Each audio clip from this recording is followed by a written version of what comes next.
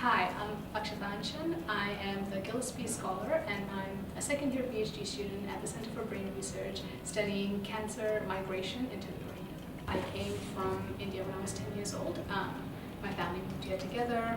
I got into neuroscience and cancer research by, I think it was in my undergrad years when I found myself doing a lot of cancer papers and neuroscience papers just because I seem to be most interested in them. And I think that's probably because they're very broad topics, they're very dense topics, and I think our lecturers did a really good job of teaching the content to us, but also explaining how the more we seem to learn about these topics, particularly neuroscience, the more we realize how much we don't know.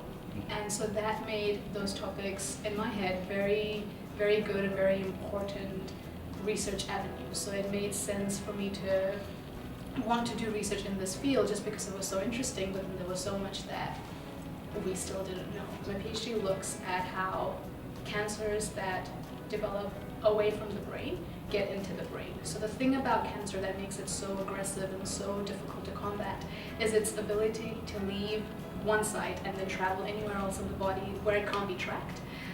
So for some specific cancers like melanoma and also breast and lung, melanoma is a cancer of the skin, but it can travel preferentially into the brain. And my project is trying to look at what these cancers have, these aggressive cancers have, that allow them to leave the site and then get into the brain.